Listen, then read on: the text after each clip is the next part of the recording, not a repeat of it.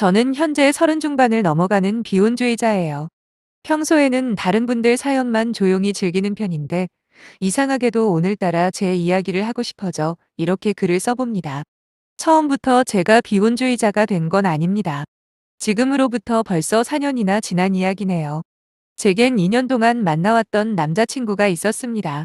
당연히 양가 집안에서 결혼 이야기도 오고 갔고요. 남자친구는 저와 동갑이었는데 저와는 다르게 밝고 여유 있는 성격인 사람이었죠.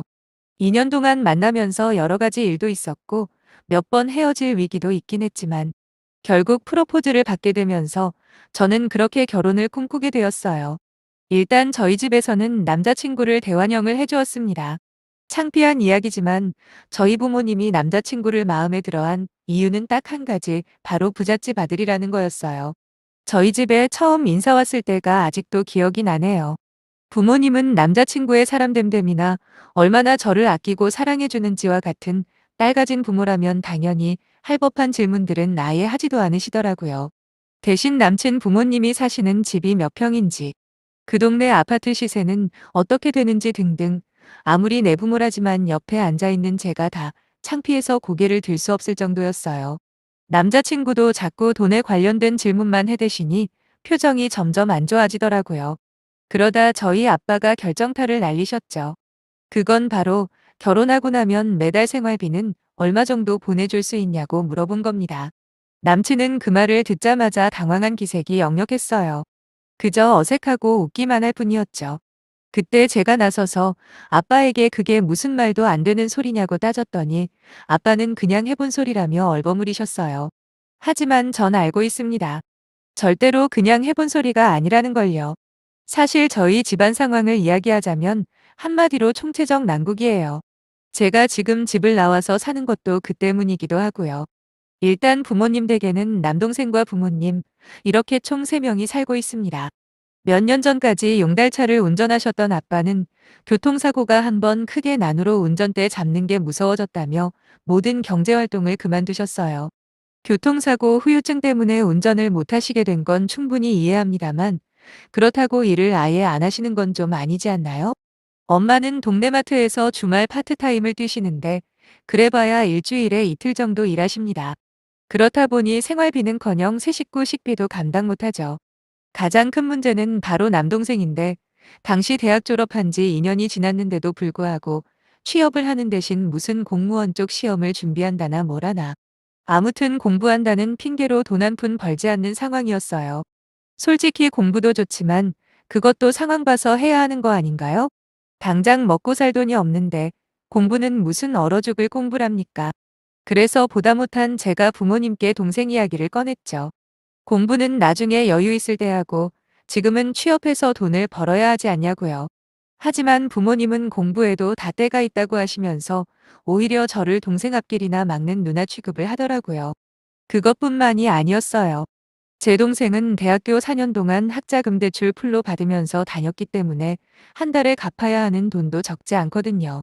그런데도 이 철없은 동생은 본인의 처지를 아는지 모르는지 중간중간 한 번씩 저한테 전화해서 용돈 타령을 합니다. 당시 정확한 부모님의 재정 상황을 알기는 어렵지만 제 기억으로는 25평짜리 낡은 아파트가 재산의 전부인 것 같았고 따로 모아둔 돈은 없는 걸로 알고 있어요. 당연히 노후 준비도 안 돼 있는 상태고 1년 후가 아니라 당장 다음 달 생활비를 걱정해야 하는 그런 환경이었어요. 그럼 모자란 돈은 어디서 채우는지 궁금하시죠?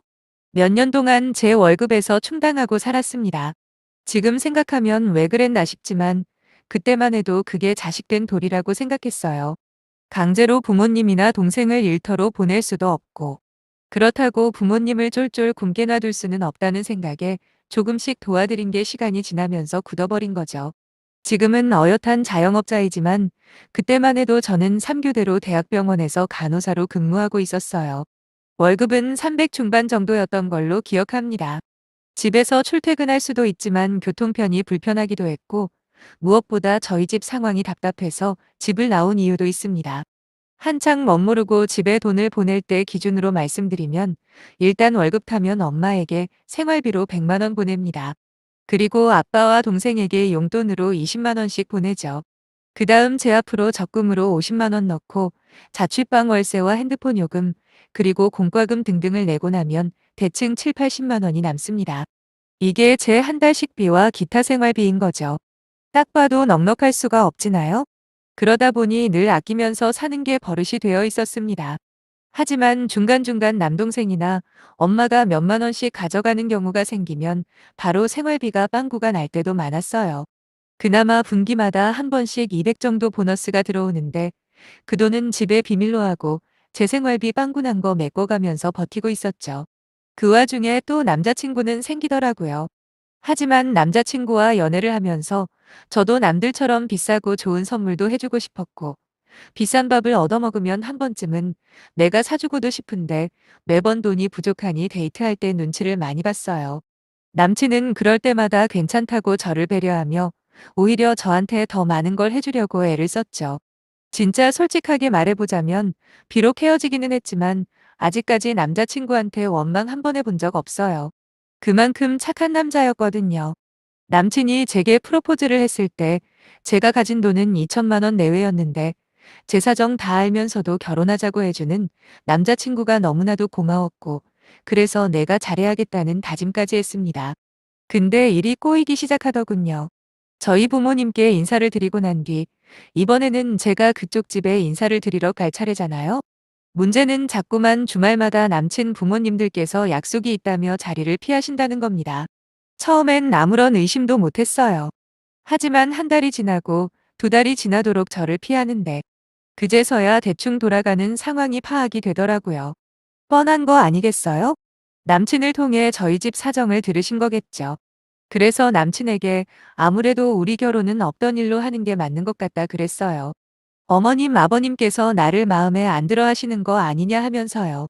그러자 남친은 펄쩍 뛰며 자기가 지금 중간에서 이야기 잘하고 있으니 조금만 기다려달라고 조금만 기다리면 좋은 소식 있을 거라고 했습니다. 그렇게 이도저도 아닌 상태에서 기다리던 와중에 어느 날 모르는 번호로 전화가 오길래 받았더니 바로 남친의 어머니셨습니다. 저를 따로 만나고 싶다는 말을 듣자마자 드디어 올 게 왔구나 싶더군요. 약속 장소에서 조마조마한 마음으로 기다리다 만난 어머님의 용건은 딱 제가 예상하던 대로였습니다. 자기 아들이랑 헤어져 달라고 하면서 자기 아들은 죽었다 깨나도 못 헤어지겠다고 성화라는 거예요.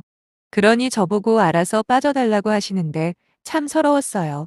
사랑하는 사람과 결혼을 한다는 게 어느 누구한테는 아주 쉬운 일이겠지만 저 같은 사람한테는 세상에서 가장 힘든 일이라는 게요. 거기까지만 했어도 아마 전 헤어졌을 거예요. 이래봬도 주제 파악은 확실하게 하는 편이거든요. 근데 남친 어머니는 기어코 선을 넘더라고요. 저희 부모님 같은 사람들을 부모로 둔 제가 죄인이랍니다. 능력 없고 가난한 부모까지는 봐주겠는데 자식 등골 빨아먹는 사람들과는 절대 사돈이 될 수 없다는 말에 머리를 한 대 얻어맞은 것처럼 띵하더라고요. 그러면서 아가씨네 부모님이 아가씨 앞길 막는 건 내가 뭐라고 할 바 아니지만 우리 아들 앞길까지 막을 게 뻔히 보이는데 부모된 입장에서 이 결혼은 절대 허락할 수 없네요. 미안해요. 라는 말을 끝으로 그냥 가버리셨어요. 한마디도 받아치지 못하고 한참을 혼자 멍하니 앉아 있다가 집으로 돌아왔네요. 오는 길이 얼마나 길게만 느껴지던지 내가 이런 상황에서 정말 주제넘게 결혼을 하려고 했구나. 지금도 집에 매달 200만 원 가까이 뜯기는 주제에 결혼하고 나면 어떻게 생활하려고 했나. 제 스스로가 너무나도 바보 같았어요. 집에 돌아오자마자 펑펑 울었습니다. 남친 어머니의 말이 상처가 된 것도 있지만 그보다도 아무런 반박조차 할 수 없는 제 현실이 너무 한심해서요. 이제 어떻게 살아야 하나. 내 앞으로 된 재산이라고는 당시 살고 있는 자취방 보증금 2천만 원과 은행에 적금으로 들어가 있는 2천만 원이 전부인데 언제까지 가족이라는 허울 좋은 이름으로 희생을 하고 살아야 할지 눈앞이 막막했어요. 병원에서 하는 일이 쉬운 일도 아니고 어찌 보면 하루하루 내 수명 갉아먹어가며 버는 돈인데 그 돈 다 갖다 바쳐가며 살아온 결과가 이거구나 싶더라고요. 그날 하루 종일 정말 많은 생각을 했어요. 근데 자기 어머니와 제가 만났다는 것을 뒤늦게 알게 된 남자친구가 난리가 났습니다. 엄마가 뭐라고 했던 그건 신경 쓰지 말고 우리끼리 결혼해서 살자고 필요하면 자기가 짐 싸서 나오겠다고까지 하는데 그 순간에는 솔직히 그럴까도 싶었어요. 그만큼 남자친구에 대한 마음이 여전히 컸었거든요. 하지만 당장 남자친구와의 결혼이 급한 게 아니라는 판단이 들어 시간을 좀 달라고 내가 정리할 게 있다고 말한 뒤 돌려보냈어요. 그리고 차분하게 생각을 정리했습니다. 그동안 집에 들어간 제 돈이 대충 계산해도 얼추 1억 가까이 되더군요. 당연히 한 푼도 남아있지 않았죠. 차라리 그 돈이 저한테 있었으면 작은 아파트 분양권이라도 한번 노려볼 수 있었을 텐데라는 생각에 미치자 지난 시간이 너무 후회가 되고 밤새도록 눈물밖에 안 나더라고요. 아무리 고민을 해봐도 결국 선택은 제가 하는 거라는 결론을 내리고 월급날은 아니었지만 통장에서 뺄 수 있는 대로 현금을 뽑았어요. 제 기억에는 총 300만 원인가 됐을 거예요. 그 돈 들고 부모님 집으로 찾아갔습니다. 웬일이냐는 엄마 아빠에게 말없이 현금이 든 봉투를 드리니 눈이 휘둥그레지면서 좋아하시더군요. 전 며칠 동안 생각하고 또 생각했던 말을 꺼냈습니다. 제가 이 집에 드리는 돈은 이게 마지막이라고요. 더 이상 밑빠진 독에 물 붓는 것처럼 집안 뒷바라지하느라 내 인생 낭비하지 않겠다고 말했습니다. 명절이랑 부모님 생신까지는 챙기겠지만 그 외에 어떤 금전적인 도움은 기대 마시라고 했더니 엄마는 어처구니 없다는 표정이었고 아빠는 고작 푼돈 보내주면서 생색이냐 언성을 높이시더군요. 네가 해봤자 뭘 얼마나 해줬냐고 다른 집 자식들은 차도 사주고 해외여행도 보내준다는데 꼴랑 그 정도 했다고 유세 부릴 거면 그냥 호적파 줄 테니까 저 마음대로 살랍니다. 솔직히 좋은 소리 들을 거라고 기대한 건 아니지만 최소한 지금까지 희생시켜서 미안하다는 말 한마디 정도는 하실 줄 알았어요. 하지만 호적파겠다는 소리까지 듣고 나니 그나마 약간이라도 남아있던 죄송한 감정까지 싹 다 없어져 버리더라고요. 나중엔 차라리 잘된 일이다 싶기까지 했어요.